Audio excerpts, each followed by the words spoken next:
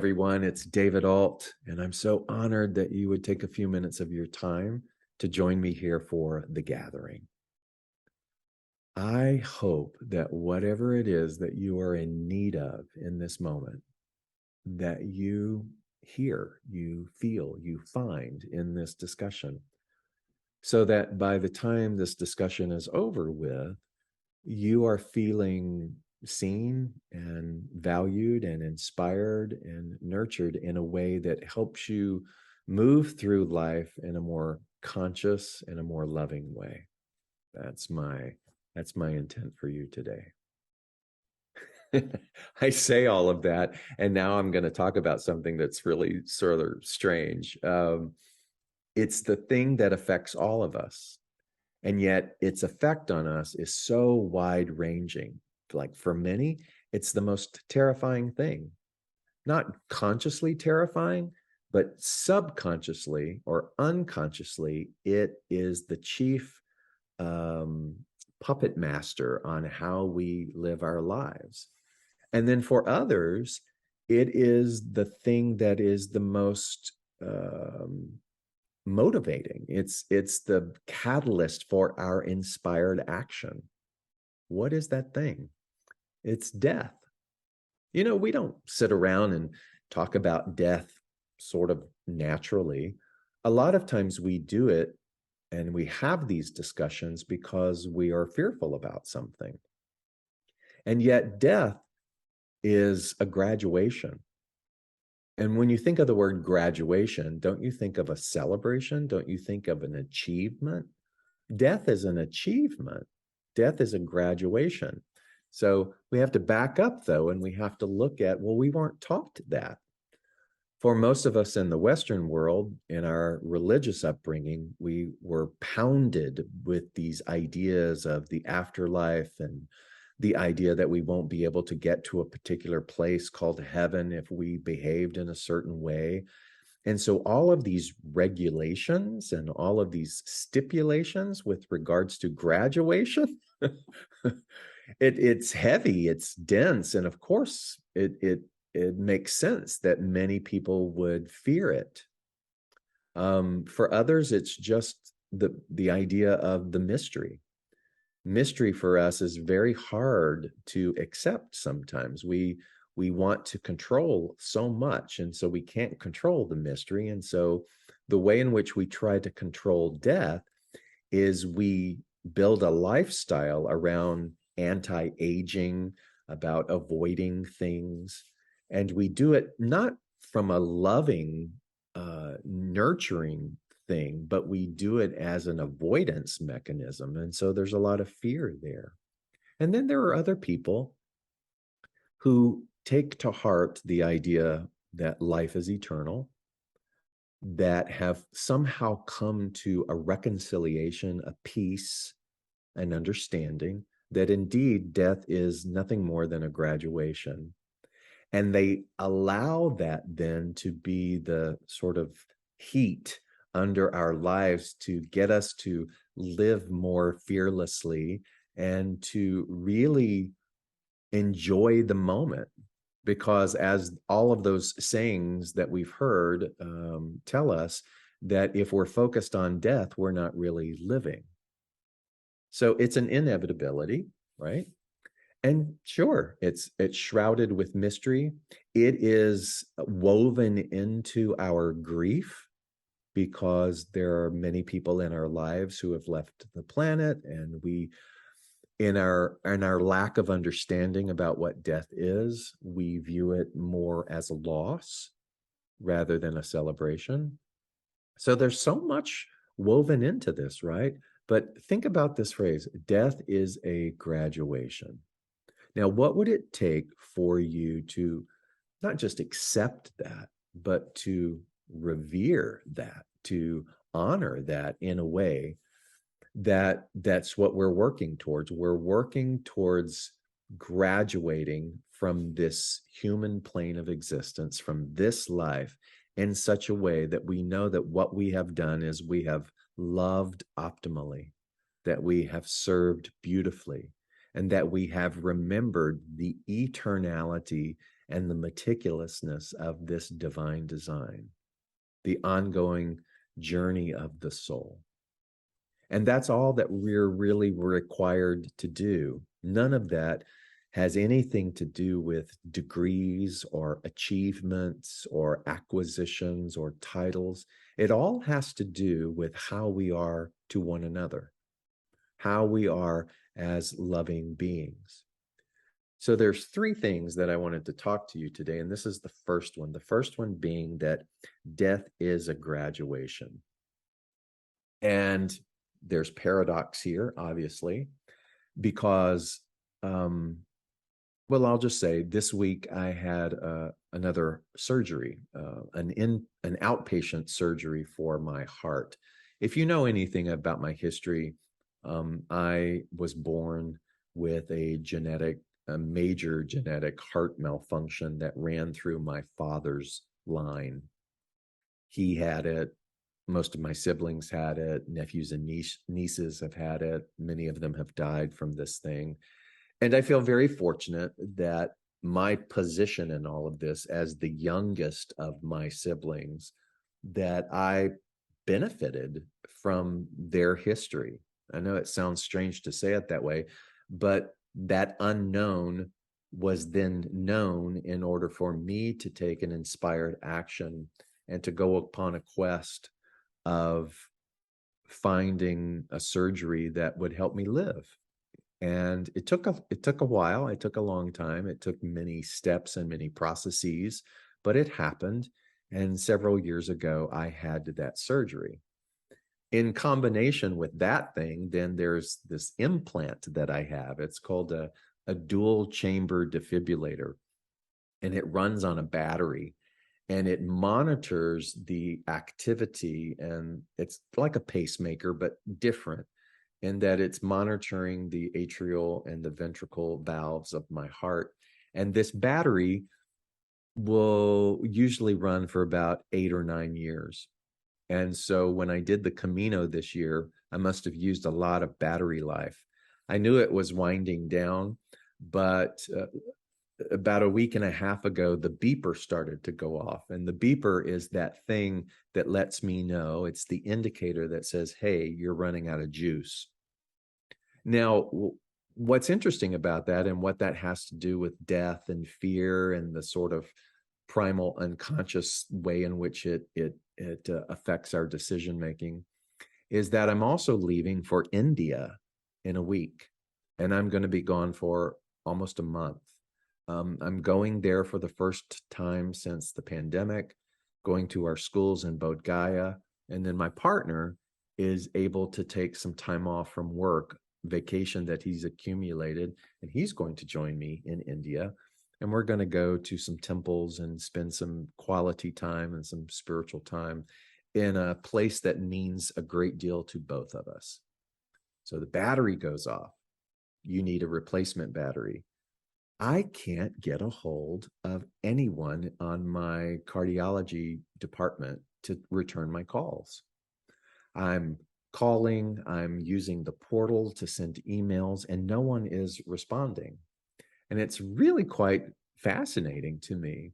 And so I'm observing everything that I'm talking about. I'm observing how there is this agitation and this fear because, oh my God, what if I can't get this battery replaced? What if I can't get into the hospital before we leave? That means then that I'm going to be in India for a month on a reserve, and quote, quote, if you really go to the end of the fear is I will die. So I'm watching all of this. I'm watching this mental activity in my mind, and I'm becoming really fascinated by it. And I'm like, okay, I'm a human, I'm a spiritual being, but I'm also in a human skin suit. What am I to do with this feeling?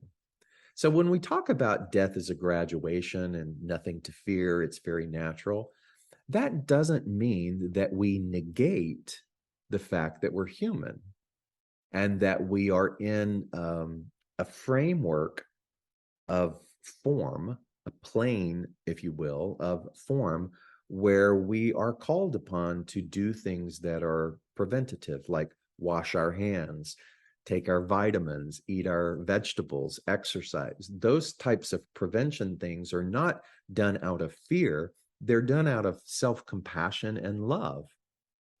They're done as if you looked at yourself as a temple and you wanted to take care of the temple, just as we take care of physical temples or spiritual dwellings that mean a lot to a lot of people across the world. It's the same thing for us. And so those types of things are not done because we fear death. It's because we are doing acts of love for us. What I was experiencing was not necessarily an act of love, but I could see the trail of thought going, oh my God, what's going to happen if I'm stuck? Because we're going to be doing WASH programs, which is water accessibility, sanitation, and hygiene in villages and slums that are affected with the schools for my foundation. So we're going to be in remote rural areas. And I thought, what am I going to do about this? So I'm watching this fear and this anxiousness. I'm watching how everything's being played out where I'm not getting a response. And I'm also noticing how I'm coupling and holding all of this from the awareness that all of this is natural. No, not one of us is going to leave the planet sooner than we're intended to, which is also an interesting thing to hold, right? So that's a lot of human and ethereal, human and spiritual things that are being woven together. So what do you do? What do you do? Well, you continue to make calls. You continue to do all of those things. I continue to find ways of communication to speak to a human to make them understand the timeline of this. And can I do that? Can I do that without falling prey to this paralyzing anxiousness and fear? Like, oh my God, what happens if it doesn't happen? So it was a wonderful testament to put into practice this idea that death is a natural thing. So here's the framework. David, you're not going to go before it's your time. All of this that is seemingly not working out is just an opportunity for you to practice being calm and revering the meticulousness of it. But it doesn't mean that you don't pick up the phone. It doesn't mean that you don't do all that you can in order to get this scheduled. So I found an attendant nurse finally who talked to this person, who talked to that person, and I went in and I had the surgery this last Thursday. So I've got a new battery in there and I'm good to go for another 10 years or so. But I think about us and how that, oh my God, this isn't working out, is a part of this fearfulness that we have. Hello, everyone. It's David Ault, and I am so honored that you are willing to take a few minutes of your time to join me here for the gathering. I hope that whatever it is that you are seeking in this moment, whatever it is that you need, that you find here in this discussion, that it is so, I like to call it tailor-made for you, that you feel this sense of calm and peace and connectedness come over you in a way that helps you, in a way that allows you to navigate this world more peacefully and more lovingly. So I say all of that, and I'm going to talk about something quite strange. Not strange, but something we don't often talk about. So there is a thing that affects all of us on the planet. It's the root of a majority of the planet's most paralyzing fear.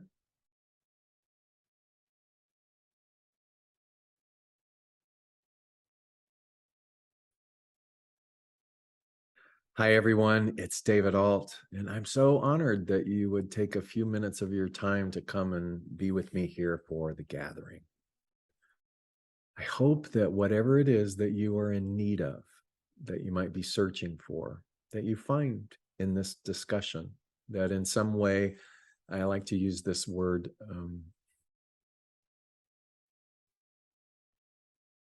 Hello, everyone. It's David Ault, and I'm so honored that you are willing to take a few minutes of your time to be with me here for the gathering. It's my sincere wish that whatever it is that you are in need of, whatever it is that you are most seeking in this moment, that you find here in this discussion. I like to think that there is something that is tailor-made, that is meticulously specific for all of us, that is floating around, and that when we are ready to receive it, or when we are tuned to it, it sort of lands inside of us. And that's what I want for you. That's what I hope happens here today. And I don't know why this particular topic has been on my heart and mind, but I believe it's right and perfect to share with you today. So there is something that affects every sentient being, and it does so in such a strange and varied way. For some, it's the most terrifying and the most excruciating thing. It's so terrifying that they will do everything within their power to try to avoid it. And for others, it's the most liberating thing. It's the most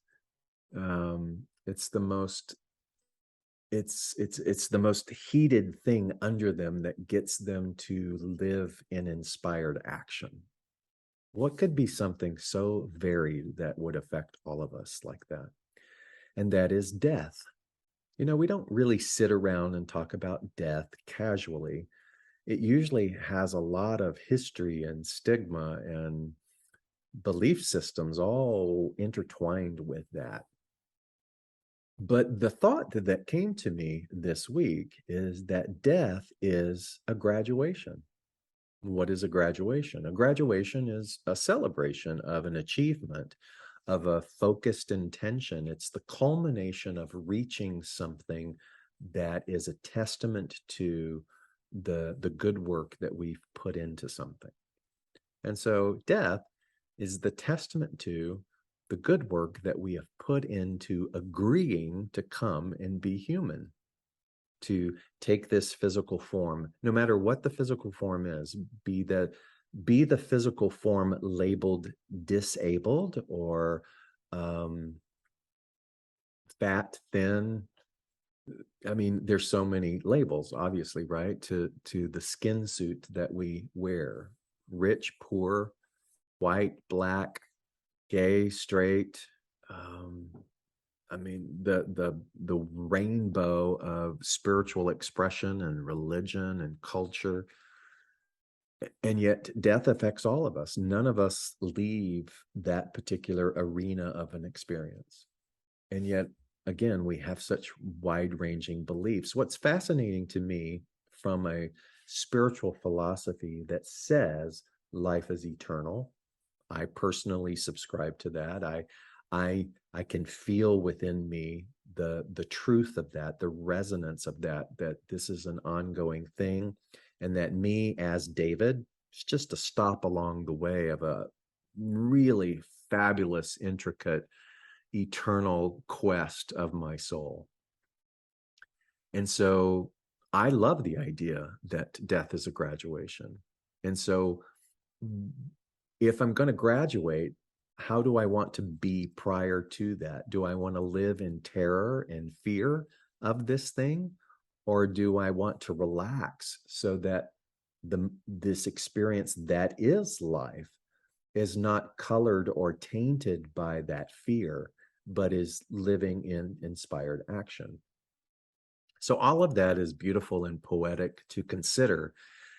And yet we're not often aware of how primal that fear of death is. So when I say primal, there is something within us that's primal, reptilian, if you will, within our brain construction. It's the thing in us that cautions us to run from danger or to use our innate wisdom in order to navigate that hunter-gatherer instinct that is always there. And so all of that is woven inside of us, right? And so sometimes when we're unaware of that, it appears as though we are fearful of death, and it affects us in the way in which we approach prevention. Now, I want to give you two components of prevention. One component of prevention, which is washing your hands, taking your vitamins, eating your vegetables, getting exercise.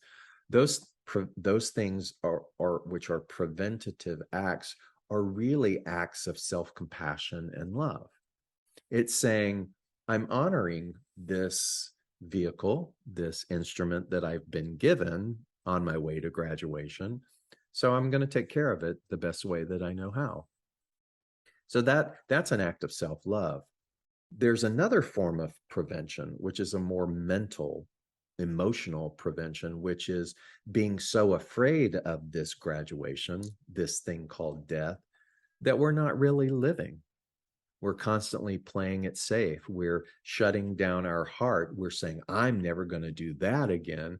We become so risk adverse that we are stagnant and inert in our creativity, in our expression, and in our interrelationship with the world, because we're so afraid of being hurt.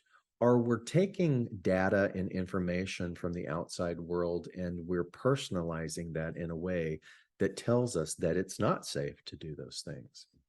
So that's another form of prevention. So you've got this self-compassion, loving kind of prevention, which is just self-care. And then you've got this other kind of prevention, which is just blockading everything and shutting down the heart, which is not living at all. So in either case, death is still going to be a part of the experience. It doesn't matter what kind of way in which we approach all of that, it's still going to happen for all of us. And so how do we make peace with that? So I was thinking about the practicality of all of this. And this last Thursday, I had an outpatient surgery, another thing with regards to my heart. So if you've known me or followed me for any length of time, about 2 years ago, I had major heart surgery. And I had a genetic thing called hypertrophic cardiomyopathy, which is the widening or the thickening of the lining in the atrial and the ventricle. You're born with it. And over time, what happens is the gradient, the thickening of that increases so much that there's very little flow, circulation of blood that is going through, and it makes the body work harder.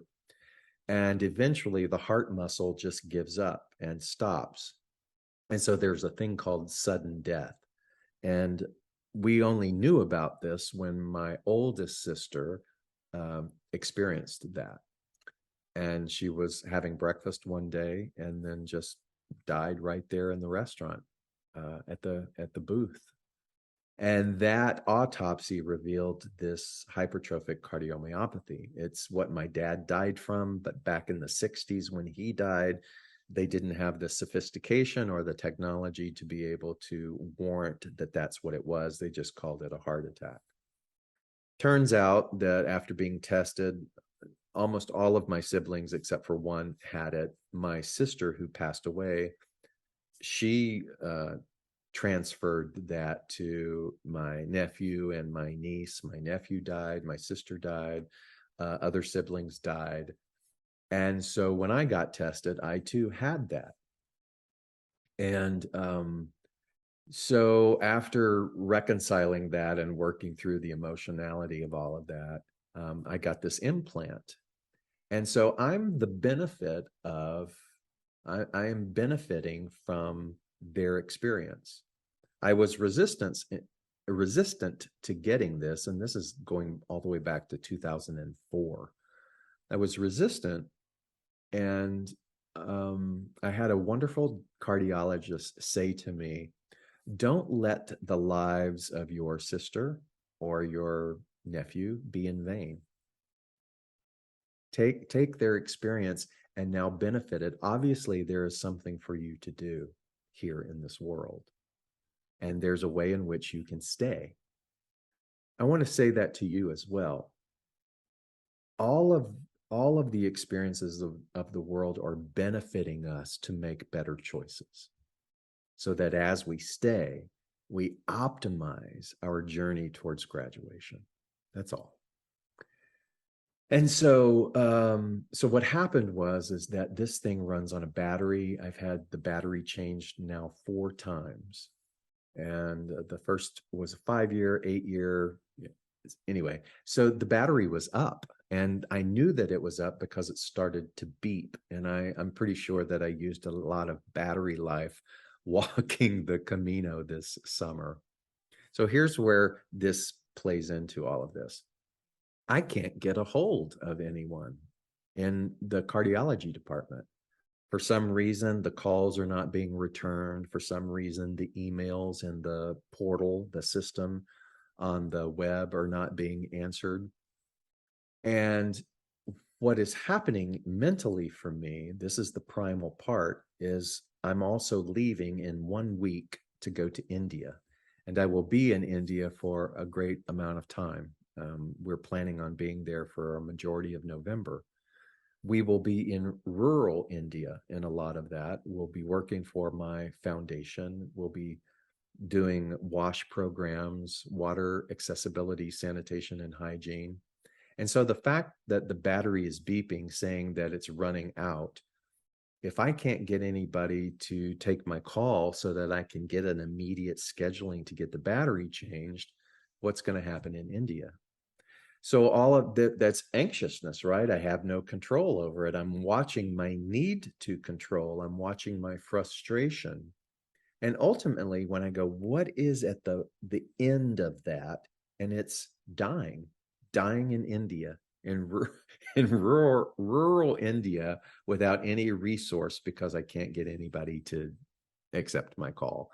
I know it seems a little far-fetched. And I also believe that none of us are going to exit the planet. None of us are going to exit the planet until it is our time. There is a divine design, a meticulousness in that as well. So what do we do? What do you do when you believe that death is a graduation, that it's a perfect natural thing?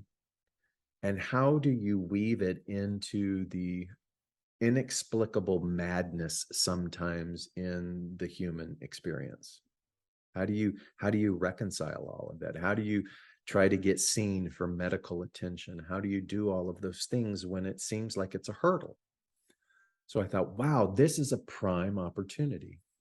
I can hold the big idea, not just the big idea, but the big belief that life is eternal, that there's nothing to fear, that death is a natural part of life, that I'm not going to go before it's my time. How do I hold that with, I got to get a hold of somebody, the practicality of being human. And I noticed that those two things work beautifully together. And that's what the spiritual path is all about, is can you hold the big principle? Can you know it? And at the same time, have a boots to the ground experience that is void of oppressive worry and anxiety. But can you just navigate through knowing that the inevitability is it must work out because I'm loved and cared for? So that's what I chose to practice on. And I thought, wow. And I have to say, for 5 days after the initial battery sound went off, I could not get a live person to help me. And I'm inching more and more towards my departure date.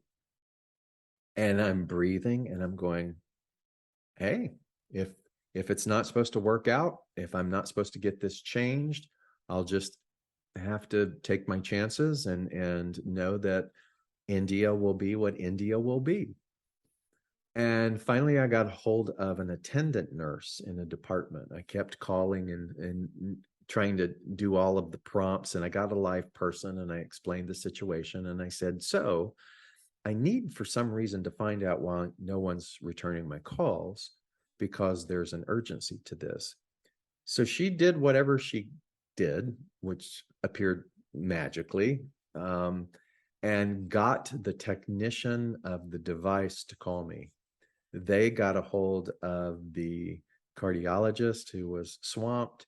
anyway, one thing led to another. And first thing Thursday morning, I was in the hospital and I got the battery changed. And so I'm good to go for another 10 years, another energizing bunny. But I'm thinking about those times when I haven't been as conscious. I'm thinking about and reflecting on all of the times in the past where I have let things like that, where it wasn't working out, where I wasn't getting my way, where I felt out of control, how all of that brought about this wave of anxiety and anxiousness and fear and dread. And what was the catalyst of that? It was dying. It was that, and not really understanding that I was letting that fear of death, which is a human construct, rule my emotionality, rule my well-being. So when I say to you that this is a process of remembering and forgetting, I'm just so happy that I saw it in this process and I allowed myself to not get worked up. I allowed myself to just breathe and go, okay, what do I do now? Who do I call now? And I'm just sending my emails and I'm just calling and leaving messages, but I'm doing it with a deep peace in knowing it's going to work out. David Ault is not going to leave the planet anytime sooner than he's supposed to. And if that's when I'm supposed to leave the planet, then I'll leave the planet. There's something really, really peaceful about that. And so I want you to think about navigating through all of the messaging, the anti-aging, the losing relevance, all of the stuff that comes with this part of getting older. And what can we do to wash our hands, take our vitamins, eat our vegetables, exercise? What can we do from that preventative aspect that's a self-compassionate act? More of that and less of the prevention that just succumbs to the fear and the dread. What's going to happen to me? Who's going to be there for me? Am I going to be isolated? All of those things that sort of eat at our well-being. What's the point? The point is then write down death is a graduation and look at those words. Look at those words and see where you might be still holding or clinging to or living under the influence of the idea that somehow death is this terrible thing. Yes, we have death all around us. Yes, we grieve from those deaths. That is a part. That's just the part of this agreement that we have come to in order to incarnate as being human. We're going to experience what appears to be loss. We're going to have all of these feelings around that. The masterful thing with that, the spiritual masterful awareness of all of that, is that nothing is being taken away from us. It's just the physical form. And so it's time for us, I think, to look at that end thing, that catalyst behind the majority of our anxiety, the catalyst behind the majority of our paralyzing fear, the catalyst behind our dread, because there's a lot of that. And I believe when we just call it out and name it for what it is, dying, that if we can hold at the same time as we revere that feeling, hold in the idea that none of us are going to leave outside of this time that we are supposed to. Can you hold that? Death is a graduation. I don't know who needs to hear that, but I don't even know if I articulated it well, but it was so groundbreaking for me this week to just surrender, to keep doing my human stuff, but hold in the idea it's all going to work out. And that's really that's really the game. That's really what it is that we're called to do. We're going to hold to this high ideal. What is that high ideal? God is all that there is. We live in a perfect patterning. There is a divine design. I am especially looked after. I'm going to hold all of that, realizing and knowing that nothing can interfere with that. So, how do I incorporate that in the day to day activity of being human? Write it down. Death is a graduation, a celebration. And I am doing the curriculum. I am loving, I am serving, and I am remembering that all is God. Till next time, thank you.